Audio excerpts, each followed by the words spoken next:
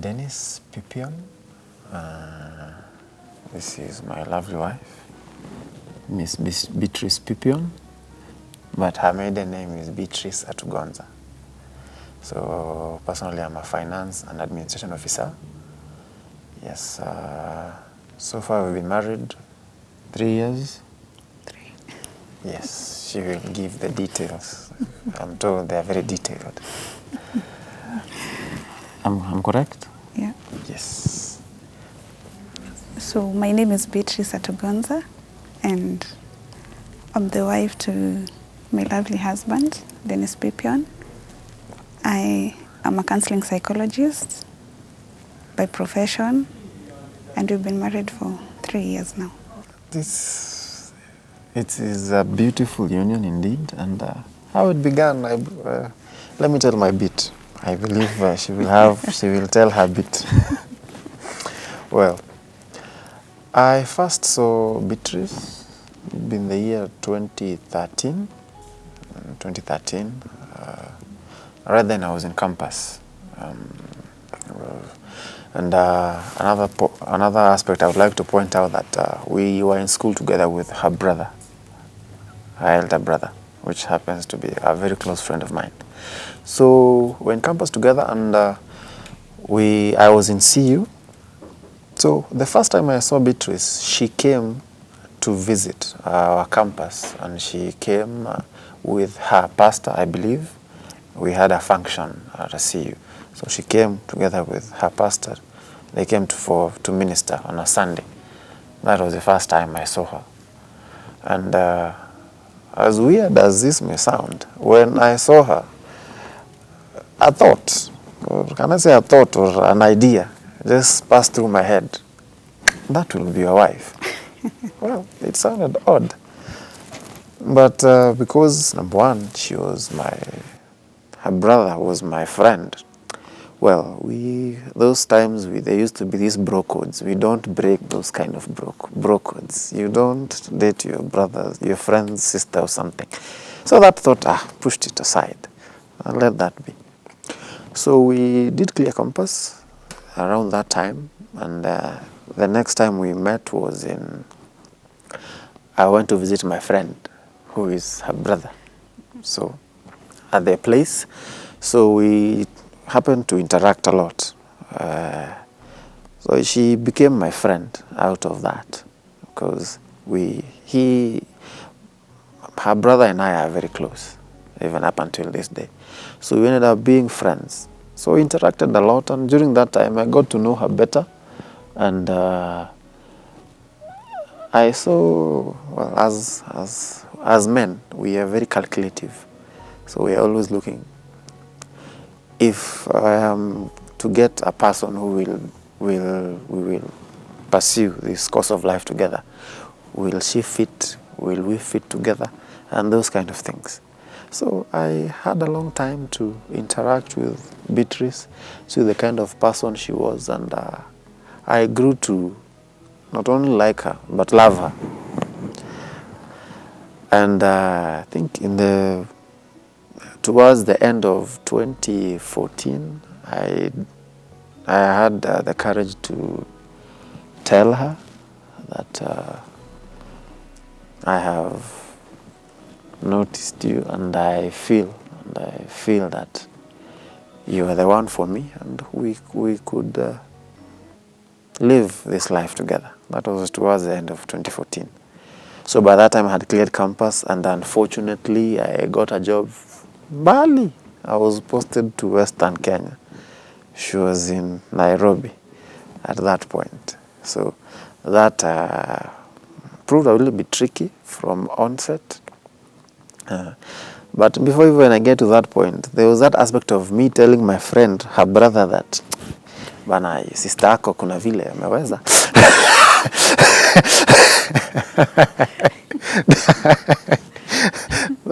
That was an odd moment for us men. We are a funny lot. But I did tell him, and I made that this is very clear and genuine intention. And well, he laughed, being a guy like myself. And I say, if this is what you feel, to go ahead by all means. So that was how we met and how we got to interact in a nutshell. Maybe you should tell us her side. Yeah. How we met, yes. As he says, he saw me in, is it 2014? 2013. 2013. When he went to, he was in Kimathi University, but honestly, I never saw him. I never noticed him, I never saw him. I think it's because I saw many people, I interacted with a lot of people. And when I came to meet him well, is when he came to visit my brother at home.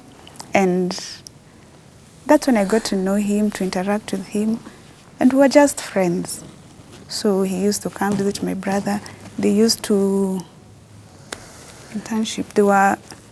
Their offices were not very far, so... Oh, we were on attachment, yeah. both of us, at that point. And they were in institutions that were close to each other, so they used to visit each other, they used to come home. So during that time, we interacted with him, but on a friend zone, so my mind was not on anything to do with relationship. I was focused. I was on campus at that moment. I was serving in church. I was doing ministry. And that was the last thing in my mind about being in a relationship with a guy. What I might have not mentioned, we are blessed with a son. He's called Joshua. He's a wonderful young man, very up and about. Yes, he's 1 year. Headed towards 2 years. So that is a key milestone for us. And we really bless God for that young man. So for me, she will have her say. One of the key highlights actually is her experience when we were having that baby. When one of the things that we really trusted God for was a safe birth. That is a key aspect. And of course, being our first child, we didn't know how it would go. There are many stories we hear. CSS here every other time. Also hear complications here and there. So that was the thing. For us, it really occupied our minds, and we are really trusting God that this thing will go well. And then, so we were really expectant, and we didn't know how things will go. But what I would say is that we had the most wonderful childbirth I would ever say. Because as awkward, as rare as it may seem, she will tell you there was zero pain. Which is, for me, is a miracle. And for that, I bless God. And it was as simple as a 5-minute affair. She was in, and she was out. There was no pain. So that was my highlight, and something we really blessed God for. It was unheard of. I believe it was something we were trusting God for. So even when our peers were having CSs here and there, complications, ours was, we were telling people they could not understand. How? That in 3 minutes, in, out. So that was big for us. And we bless God till today. So that was for me personally, unless she has something else. That won't be. Yeah, maybe to add on that, we were really trusting God for a painless childbirth and a stress-free childbirth. And true to it, God is faithful. That's what happened. And I remember when the contractions began, I went to hospital. It was, what time was it? Around 6 in the morning. Yeah, we went to hospital. They checked whether I was ready. They told me, Madam, wewe hauko ready. The dilation had gone up to only, I think it was 2 centimeters or 3. So akaniambia, Madam, wewe rudi nyumbani. You come later. You come later. Wewe, ni mpaka saa 10 jioni. So I was like, okay, let me go back home. I had not taken breakfast. So we went back home. I took breakfast. I I wanted to relax and everything, but nikaambiwa usiende kulala, be active, tembea, so that by the time you're coming back, you'll be ready. So I went back home, but the contractions were very close. So when I got home, my mom called me. And then she asked me, how are you feeling? So I told her I've gone to hospital. They've told me to go back home. I'll go back later. So she asked me, how far are the contractions?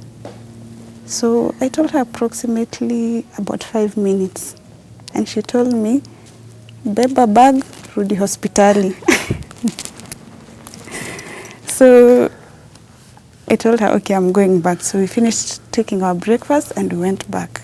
When we reached at the gate, the nurse saw me and she was telling me, don't even come, go. Wewe kesi yako ni mpaka saa 10. And they were telling me the next time they can measure dilation is after, it was around 4 hours. So that was maybe around 10. So I just stayed in the compound. I never wanted to go far because my mama told me to go back to hospital. I can't go back home. So I just hung around the hospital. We were talking. We were just talking as we walked around because I never wanted to sit down. So the contractions were coming. They were on and off. Then I started feeling, hey, I feel like the baby is coming. I felt the urge to push. So I went back and told the nurse, enyewe venye na feel, Ebru just check, do something. Because it was not yet 10. I think that time it was around 9:30, 9:45. So I went back and requested her. So the one who was in the morning shift, alikuwa anatoka, then ile wa asubuhi anaingia. So akaniambia, you come, let me just check, although time haijafika bado. So I went in. They took me straight to the delivery room.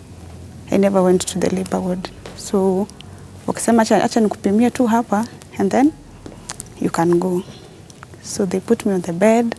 They were testing the heart rate of the baby. So before she started testing, already the head of the baby was already there. She was not ready. She had no gloves on.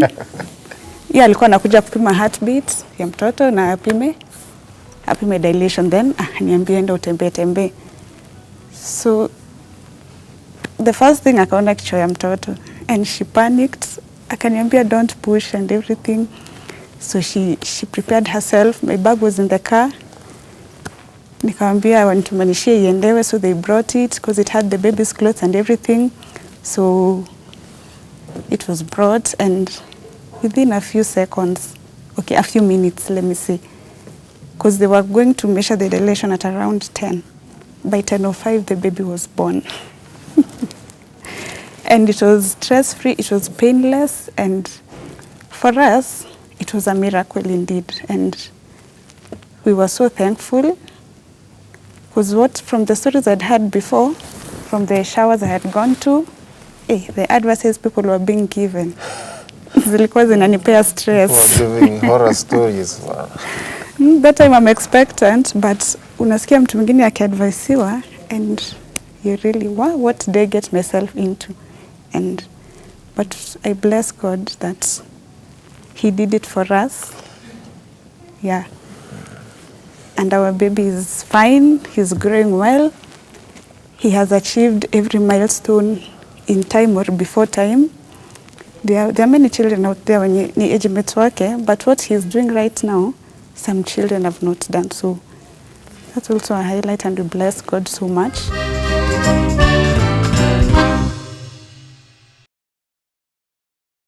When you get into marriage, you come with your differences. He comes from his home, I come from my home, and different cultures, different ways of doing things. So when you come together, there are some things that you come with that may not really work in your marriage. So for me, some of the things that I had to sacrifice is sometimes, like for me, I love my sleep.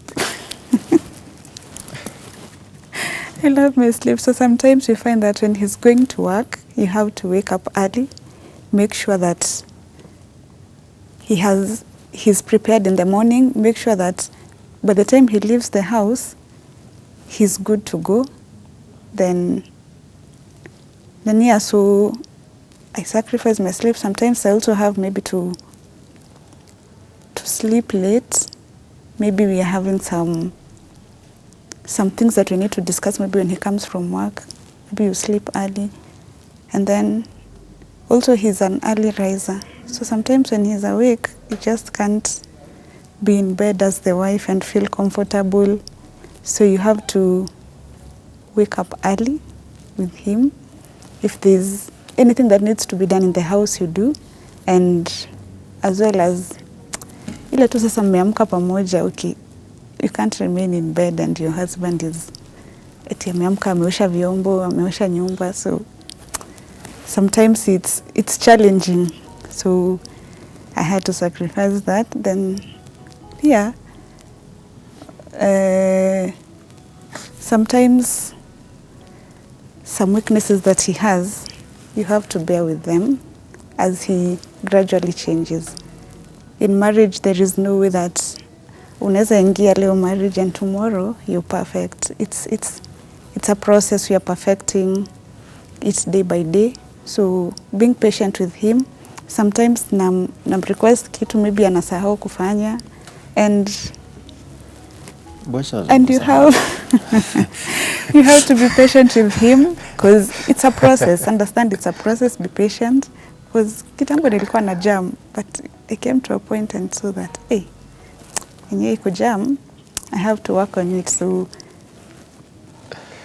unampeleka tu pole pole, slowly. Maybe leo amefanya kitu ulimwambia jana asifanye, unamwambia by the way babe, hapa ukifanya hivi vingine itakuwa poa zaidi. So yeah, basically that's for me. I think she has been very humble. She has sacrificed a lot. That on that bit I can say, because I know myself.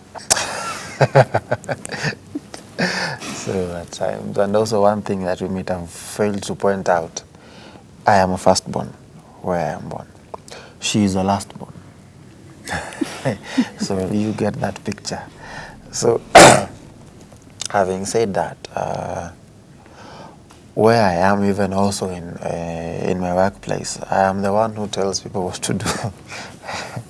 And now having marriage is an all different ball game altogether, and it's all about communication. And as she had said, one of the things that I have also learned, and I'm also continuing to learn, is this communication aspect. For her, it's a big deal. Well, for me, well, it's an important aspect. I'm growing into. So at times I fail to. One of the things I think she has really endured on my bit, there are things I used to, how can I put, fail to communicate. And to me, they were not a big deal. See, having grown as an independent human being, if I want something, I do something. I want to go to town, I go to town. So then so one of the things that she has also, I think, on the communication aspect, I have really have to grow. I've grown a bit on that aspect, that she has tried a lot. And also another first sacrifice I might mention on my bit is right now I cannot do things I used to do. So I'm not as independent and as everything. I have to. Right now it is wise to consult. It is wise to share. If it is a project we are doing. In other instances, I could just plan, execute. But right now, if you do that, it doesn't sit well because we have to work together. So on that bit, we have grown together, and it's an interesting journey. Yeah. And also, it's a lovely journey, as I would say. We are learning a lot together. And even as marriage would be, it helps. As a person, it has helped me to understand even the heart of God. Was, I think we mentioned, we are both Christians, born again. And one of the things even marriage has taught us is to understand the heart and mind of God, even concerning this love business. because without it, it cannot last. Marriage cannot work minus love. It's about love, it's about commitment, and a lot of compromise. A lot of compromise. I have had to adapt to her way of life. She has had to adapt to my way of life. There are points that she has ceded ground for us to continue to walk together. There are places where I saw I needed to cede ground in my way of doing things or thinking, if for us to continue to walk together. And he has also shown us that it is not good for a man to be alone, literally. I have seen the amount of blessing she has added, the amount of value she has added to my life as an individual. And I will boldly say that I will not be where I am minus her. It would be incomplete. It would be incomplete. So, dear Beatrice, my beloved one and only, I want to let you know that you are a blessing to my life. And this far I have been with you. It has been a worthwhile journey of growth, of expansion. And there is no other person I'd rather be with and pursue what we are called to pursue together. And I value you. And there are no words to express your value to my life. There are no words to express how much you mean to me. And even the very aspect of the son you have enabled us to have, for that, you are precious. And I love you dearly, to the moon and back. And from where we have been and from where we are going, it can only get better. It can only get better. And by the grace of God, it will be awesome. I love you so much. I honor you as my husband and the father to my son. And I respect you so much. And for who you have been to us, you have been supportive. You have been there for us. Even when all conditions were not in alignment to you being able to support us, you have always tried your best, and we really appreciate. I say thank you. And as you've said, you're going far. Where we have come from is just a glimpse of it, but where we are going is far, it's bigger, and it's better by the grace of God. And I love you so much. Words can't express it, the love I have for you. And I look forward for us growing old together. I love you.